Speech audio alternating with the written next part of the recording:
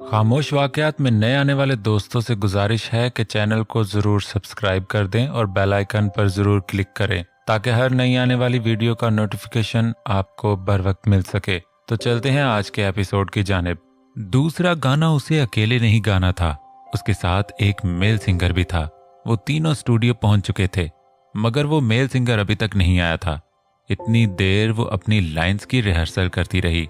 हद है यार, ये आजकल के आर्टिस्ट जरा जो वक्त का एहसास हो, इन्हें 2 घंटे हो चुके थे और वो लड़का आने का नाम ही नहीं ले रहा था। एक्सक्यूज मी, मायशा उसके तबसरे पर उसे तनकीदी नजरों से देख कर रह गई। तुम भी मेरे साथ आती हो तो वक्त पे पहुंच जाती हो, वरना हालात ऐसे ही हैं। वो मजे से उसकी नजरों को खातिर में न लाया। अरे कितने ना कदरे हैं, एक अच्छी सिंगर मिल गई है ना, बगैर तरद्दुद के तो मुझे किसी खातिर में ही नहीं ला रहे। वो हैरत से उसे देखकर फिर साले की जानिब देखकर बोली, जो कंधे उचका गया। इतनी आसानी से तो आप नहीं मिले, आपके पीछे तो अमेरिका तक जाना पड़ा। वो मजे से उसे जता गया। इससे पहले कि मायशा मजीद कुछ कहती, कोई उजलत में स्टूडियो में दाखिल हुआ। सॉरी सर, बस सुबह टायर पंक्चर हो गया गाड़ी का। शायद ये वही सिंगर था जिसका वो इंतजार कर रहे थे। अच्छा खुश शक्ल नौजवान था। साले से हाथ मिलाकर वो बड़े मौदब अंदाज में फरजाद की जानिब बढ़ा, जो अपनी निशिस्त से खड़ा हो चुका था। कितनी बार टायर पंक्चर हुआ है? वो मजे से उसके बहाने पर चोट कर गया। अरे नहीं, सच में बस। वो यकदम गड़बड़ा गया। खैर, इनसे मिलो, ये मायशा है। साले ने उसकी शर्मिंदगी का असर जायल करते उसकी तवज्जो मायशा की जानिब मबजूल करवाई। मायशा भी अपनी मखसूस कुर्सी से उठ खड़ी हुई। उस लड़के की आंखों में मायशा को देखते चमक सी उभरी। हाय! हाथ मायशा की जानिब बढ़ाया, जिसे हौले से थाम कर उसने फौरन ही छोड़ दिया। इतनी तकलीफों के बाद उसे लोगों से अच्छी बुरी वाइब्स आ जाती थीं। हाथ मिलाते यकदम उसकी नजरें मीरकान की अंदाज में फरजाद की जानिब उठी। उसे यकदम फरजाद की नजरों में सर्द मोहरी सी उतरती नजर आई। वो यकदम मोहताज सी हुई। लोगों की परवाह न करने वाली उसकी परवाह कर रही थी। प्लीज बैठो। फरजाद ने मायशा के ही जैसे कुर्सी पर उसे बैठने का इशारा किया। वो चेहरे पर मुस्कुराहट बिखारता कुर्सी को नामहसूस अंदाज में मायशा की कुर्सी के थोड़ा करीब खिसका कर बैठा, जिसे फरजाद ने शिद्दत से महसूस किया था। वो खामोशी से बैठकर मायशा को बैठने का इशारा करते कीबोर्ड सेट करने लगा। उसे मायशा के चंद मैनर्स बेहद पसंद थे। वो तब तक नहीं बैठती थी जब तक साले और वो ना बैठ जाएं। वो हमेशा उससे एक कदम पीछे चलती थी, और ऐसा वो उसके साथ नहीं करती थी, बल्कि जवाद के लिए भी उसका अंदाज ऐसा ही था। वो तब तक खाना, काफी या चाय को हाथ नहीं लगाती थी जब तक वो और साले न शुरू करें। वो इज्जत करती थी और इसीलिए उससे और साले से इज्जत करवाती भी थी। फरजाद ने नोट किया कि वो मेल लड़का ये देखे बगैर अपनी कुर्सी संभाल चुका था कि साले या फरजाद बैठे हैं कि नहीं। शाम तक वो उन्हें रिहर्सल करवाता रहा। मायशा अब उसके मिजाज से काफी हद तक वाकिफ हो गई थी। उसकी रिहर्सल काफी अच्छी थी, जबकि उस लड़के पर अभी उसे मेहनत करनी थी। मायशा की आवाज में मजीद निखार के लिए उसने एक बहुत मशहूर उस्ताद का इंतजाम भी कर लिया था। चंद घंटे उनके साथ रिहर्सल करने के बाद वहीं स्टूडियो में एक अलग रूम में उसने मायशा को उस्ताद के साथ रियाज करने भेज दिया। कैसा रहा सेशन? 2 घंटों के रियाज के बाद उस्ताद के जाते ही वो जैसे ही उस रूम से बाहर आई, फरजाद ने उसे अपनी मखसूस कुर्सी की जानिब बढ़ते देखकर पूछा, बहुत मजा आया? उसे हकीकत में अपनी ही आवाज की बहुत सी खूबियों का अंदाजा नहीं था। मजीद दिनों तक तुम काफी फर्क महसूस करोगी। साले ने भी उसे सराहा। चलें अब, अभी चंद दिन तो रिहर्सल जारी रहेगी। गाने के कुछ म्यूजिक के पीसेस फरजाद रिकॉर्ड कर चुका था। मैं तो आज रात तक यही हूँ। साले, तुम मायशा को ड्रॉप कर देना, नहीं तो ड्राइवर से कहना उसे छोड़ आए। फरजाद ने इन तीनों को निकलते कहा। मैं छोड़ आता हूँ इनको, आप मुझे इनके रहने की जगह बता दें। कहाँ स्टे है इनका? गजनफर की फुर्तियां देखकर साले और फरजाद में नजरों का तबादला हुआ। अच्छा है, मैं चलती हूँ, मुझे सफीना और बच्चों से भी मिलना है। उसकी ऑफर को यकसर नजरअंदाज करके मायशा फरजाद को देखकर बोली, जिसके चेहरे पर फैली मुबहम मुस्कुराहट बतला रही थी कि वो मायशा का उस लड़के से गुरेज देखकर और उसे इस बात का फैसला करते देखकर खुश हुआ था कि उसे सही और गलत लोगों की पहचान हो रही है। As you wish my dear, Farzad ने हाथ फैलाते जैसे सब उस पर छोड़ा। Thank you Ghazanfar for this offer. एक तकल्लुफाना मुस्कुराहट चेहरे पर सजाकर उसने बड़ी सहूलत से उसे मना किया। चले, साले की जानिब देखा। आ जाओ। ओके जानी, टेक केयर। फरजाद से हाथ मिलाते वो मायशा को लिए बाहर निकला।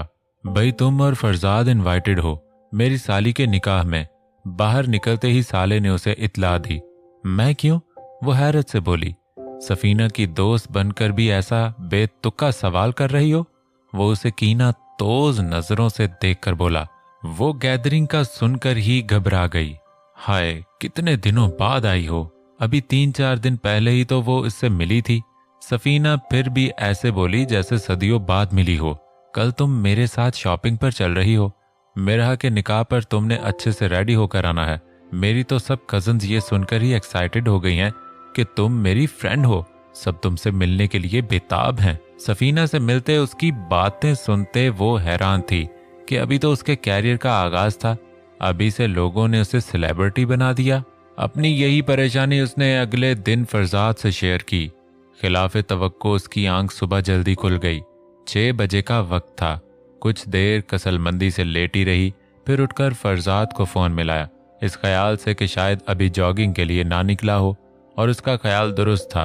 हेलो, खैरियत? वो उसके फोन पर घबराया। इतनी सुबह उसने कभी कॉल नहीं की थी। आप जॉगिंग पर तो नहीं गए अभी? उसकी बात पर वो कहा लगा उठा।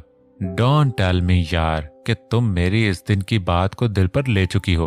वो मॉर्निंग शो वाले दिन का हवाला दे रहा था जब उसने जॉगिंग पर सैर हासिल लेक्चर दिया था। नहीं, बस आंख खुल गई, नींद नहीं आ रही, आपसे कुछ डिस्कस भी करना है।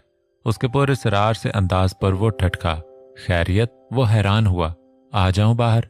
उसका अपार्टमेंट चौके उसके घर के साथ ही था, इसीलिए वो उससे पूछ बैठी। आ जाओ ना, वो नर्म से लहजे में बोला। माथे पर तफक्कुर की लकीरें खींची। फिर तो नहीं एस्टेरिया का दौरा पड़ा? वो फिक्रमंद हुआ। ट्रैक सूट की जैकेट की पॉकेट्स में हाथ डाले वो बाहर रोड पर आया। कुछ ही मिनटों के फर्क से ट्रैक सूट में उसे मायशा भी बाहर आती नजर आई। पोनी टेल में बालों को बांधती वो उसे देख चुकी थी।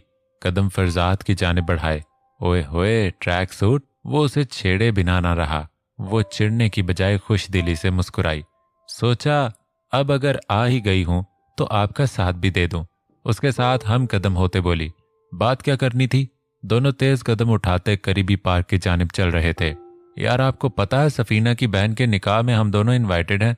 वो उसे बड़े राज की बात बता रही थी। हाँ तो? सफीना रात में ही उसे फोन करके इनवाइट कर चुकी थी और ये भी बता दिया था कि मायशा को भी इनवाइट किया है। तो उसे क्या मतलब है? मैं कैसे इतनी गैदरिंग में जाऊंगी? वो अपना मसला बयान करने लगी। जैसे मैं जाऊंगा? उसने गोया चुटकियों में उसका मसला हल किया। वो एकदम रुकी। फरजाद के कदमों को भी ब्रेक लगे। मुड़कर उसे देखा। वो कमर पर दाएं बाएं हाथ टिकाए उसे खफा नजरों से देख रही थी। तुम्हारे एटीट्यूड में ही मेरी आज की जॉगिंग मिस हो जानी है। वो उसके कमर पर टिकाए बाजू में मजे से अपना बाजू डाले उसे साथ लिए बढ़ा। आप मेरा मसला नहीं समझ रहे, वो झुंझलाई। वो उसकी बात को सीरियस नहीं ले रहा था। वैसे कभी कभी आप मुझे सीरियस नहीं लेते, वो शिकवा करने लगी। शुक्र करो सीरियस नहीं लिया, वो मानी खेजी से बोला। मायशा ने ना समझी से उसे देखा। वो बाजू उसके बाजू से निकाल कर हंसकर उसकी पौनी खींच कर बोला, मुझे गैदरिंग में जाने से उलझन होती है, भीड़ की आदत नहीं। वो असल मसले की जानिब आई। अपने अंदर इतनी भीड़ लगा लो कि इर्द गिर्द की भीड़ का एहसास ना हो, तो कभी महफिल में जाने से तुम्हें परेशानी नहीं होगी। जब अपने अंदर शोर बढ़ जाए तो इर्द गिर्द का शोर सुनाई नहीं देता। तुम्हें अपने मसाइल से निपटने के लिए हल खुद निकालने हैं। कल को जब मैं तुम्हारे साथ नहीं होऊंगा, जवाद अपनी जिंदगी में मगन होगा, तो क्या करोगी? उसकी बात पर वो चंद लम्हे के लिए सन्नाटों में चली गई। जरूरी नहीं जैसे आज हम तुम्हारे साथ हैं हमेशा साथ रहें। कभी अपनी किसी मसरूफियत में वक्त नहीं भी निकल पाता कि किसी दूसरे के मसाइल को सुन सकें। खुद पर डिपेंड करना सीखो। मुझे बहुत अच्छा लगा जब तुमने कल खुद गुजनफर को सबाई से मना किया। तुम्हें मेरी या साले की मदद नहीं लेनी पड़ी कि हम उसे मना करते। मुझे अंदाजा था तुम उसके साथ कंफर्टेबल नहीं होगी। मगर मैं चाह रहा था कि तुम खुद इस बात का इजहार करो, मगर तरीके से। वो उसकी कल की हरकत पर उसकी दिल खोल कर तारीफ कर रहा था। मायशा होले से मुस्कुराई। और मैं चाहता हूं इसी तरह तुम अपने मसाइल से खुद निपटो। उसकी बात पर उसने हौले से सर हिलाया। क्या आप मुझसे सिर्फ इस प्रोजेक्ट तक कांटेक्ट में रहेंगे? उसके बाद आप मुझसे राब्ता नहीं रखेंगे? उसकी बात से उसने एक और परेशानी निकाली। नहीं, मैं हमेशा तुम्हारे साथ राब्ते में रहने की कोशिश करूंगा। तुम कभी भी किसी भी मुश्किल में हो, मुझे एक कॉल कर देना, कोई मैसेज छोड़ देना। मैं पहली फुर्सत में तुमसे राब्ता करूंगा। वो ऐसा कोई यकीन कभी किसी को नहीं दिलाता था। बहुत से आर्टिस्ट के साथ प्रोजेक्ट्स करके वो कभी उनसे राब्ता भी नहीं रखता था। बहुत कम सिंगर्स थे जिनसे वो बातचीत रखता था, मगर वो उसे ये यकीन सौंप रहा था, और इसीलिए सौंप रहा था कि उसे फरजाद की जरूरत थी। और वो ये भी जानता था कि वो उसके साथ अलग तरह से अटैच हो गया है। ये अटैचमेंट क्या है, क्यों है, कैसी है, ये सोचने की उसने जहमत नहीं की थी। बस वो उसके लिए लाजिम व मलजूम बनना चाहता था, और शायद बन चुका था। थैंक यू, वो मुतशक्कर लहजे में बोली। आज सफीना के साथ शॉपिंग पर चली जाना। ट्रैक पर आते ही वो उसे अपने पीछे आने का इशारा करते जॉगिंग शुरू कर चुका था। मायशा ने एक गहरी निगाह उस मेहरबान पर डाली। वो क्या था, उसके लिए दोस्त, उस्ताद, या वो समझ नहीं पा रही थी, मगर उसका अपने साथ होना उसे एक अलग ही इत्मीनान बख्शता था। हेलो, पाकिस्तान से कॉल आती देखकर उसने फौरन फोन उठाया। हेलो कामरान, कैसे हो बेटा? रिमशा की आवाज वो बखूबी पहचानता था। अस्सलाम वालेकुम, कैसी हैं आप चची? वो लहजे में शनासाई लाते बोला। वालेकुम अस्सलाम, बिल्कुल ठीक, तुम सुनाओ, पाकिस्तान आने का कोई इरादा नहीं? वो पिछले 4 साल से फ्रांस में था। ठीक हूँ, बस अभी तो कोई खास इरादा नहीं, लेकिन शायद जिशान की शादी पर आना हो। सुना है अम्मी अब्बू लड़की देख रहे हैं। उसकी आवाज बुझ सी गई। हाँ, भाभी से बात हुई थी, तुम्हारा मसला हल नहीं हुआ। वो तशवीश से बोली। नहीं, ना वो हल होगा। रिश्ना मेरे साथ अब रहना ही नहीं चाहती। उसके लहजे में मायूसी थी। अल्लाह तुम्हारे लिए बेहतर करे, मुझे भाभी ने बताया था। सुनकर बहुत दुख हुआ। वो इसी बीमारी की बाबत बोली। कुछ चीजों और रिश्तों और लोगों के लिए दुख ही रह जाता है। खैर, आप सुनाएं, बच्चे ठीक हैं? वो लहजे में बशाशत लाने की नाकाम कोशिश करते बोला। हाँ ठीक हैं, मुझे एक काम था, अगर तुम कर सको। तुम कुछ अर्सा ड्रामा इंडस्ट्री में रहे हो, फरवा राजा को जानते हो? वो अब असल मकसद की जानिब आई, जिसके लिए उसे फोन किया था। जी बहुत अच्छे से, अच्छी दोस्त है वो। उसे यकदम फैशनेबल और टिपटॉप से रहने वाली फरवा याद आई। अब तो अरसा हो गया था इंडस्ट्री छोड़े, जब से फरजाद के साथ उसने वो हरकत की थी। उसके कुछ अरसे बाद उसकी और रिश्ना की लड़ाइयां ऐसी बढ़ी कि उसे बहुत कुछ छोड़ना पड़ा। वो आजकल मॉर्निंग शो कर रही है। कल उसके शो में एक लड़की आई थी, तुम्हें याद है, मेरी वो भतीजी जो मेरे साथ रहती थी? उनके सवाल पर उसने जहन पर जोर डाला। एक धुंधला सा एक बच्ची का अक्स जहन के पर्दे पर लहराया। वो बहुत कम पाकिस्तान रहा था, लिहाजा एक बार ही शायद उसे देखा हो। जो उसकी चच्ची के भाई की बेटी थी। माँ बाप दोनों ने छोड़ दिया था, और वो शादी होकर उसे अपने साथ ही ले आई थी। तब शायद वो 8-9 साल की थी। जी, उसे याद तो नहीं थी, वो बस ऐसे ही उसका दिल रखने के लिए कह दिया। वो कल फरवा के शो में आई थी। अमेरिका मेरी भाभी के पास चली गई थी, बस फिर राब्ता नहीं हुआ। कल देखा तो वही लगी, वो सिंगर बन गई है। तुम प्लीज फरवा से कहकर मुझे उसका कांटेक्ट नंबर दिलवा दो, मुझे उससे मिलना है। वो बेचैनी से बोली। अच्छा, दैट्स ग्रेट, मैं चेक करता हूँ, जैसे ही मिलता है आपको दे दूंगा, यू डोंट वरी। वो खुश अखलाकी से बोला। थैंक यू कामरान, अल्लाह तुम्हें जल्द सेहतयाब करे। वो उसे दुआ देकर 1-2 और बातें करने के बाद फोन रख गई। उनसे बात करने के बाद उसने फरवा को कॉल मिलाई। इतने अरसे बाद कैसे याद आई? वो शिकवा करने लगी। कभी उससे दोस्त से बढ़कर भी ताल्लुकात कायम कर चुका था। बस यार, सुना है आजकल मॉर्निंग शो होस्ट कर रही हो? वो मुद्दे पर आया। 6 माह हो गए करते हुए, तुम्हें अब पता चला? वो नरूठेपन से बोली। यार बहुत अरसे से फिल्म, ड्रामे, हत्ता कि टीवी से ही दूर हूं। वो एक सर आह भर कर बोला। ये न कह सका कि जिंदगी की रंगीनियों से ही दूर हूं। यार कल तुम्हारे शो में कोई नई सिंगर आई थी, उसके सवाल पर वो चौंकी। हाँ क्यों? यार वो शायद मेरी चच्ची की कोई रिश्तेदार है, तुम उसका कोई कांटेक्ट नंबर दे सकती हो?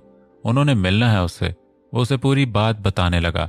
अरे वाह, वैसे अमेरिका से आई है, मैं समझी तुम अपने लिए पूछ रहे हो, वो मानी खेजी से कहकहा लगाकर बोली। कामरान ने लब भींचे। कोई क्लिप है तो भेजो, और हाँ मैं तुम्हें चच्ची का नंबर देता हूँ, तुम उन्हें इसका एड्रेस सेंड कर देना। उसकी बात पर वो लम्हा भर के लिए परेशान हुई। यार ऐसे तो तुम्हें पता है हम किसी की पर्सनल इन्फो नहीं देते, मुझे फरजाद से बात करने दो। उसकी बात पर वो ठटका। फरजाद से उसका क्या ताल्लुक? उसका सवाल बेसाख्ता था। अरे यार उसी के प्रोजेक्ट के लिए तो वो आई है पाकिस्तान। चलो तुम अपनी चच्ची का नंबर दो, आगे मैं देखती हूँ, और तुम्हें क्लिप भी भेजती हूँ। क्या गजब की आवाज है। वो उस लड़की की तारीफ ही करने लगी। कामरान ने अच्छा कहकर फोन बंद कर दिया।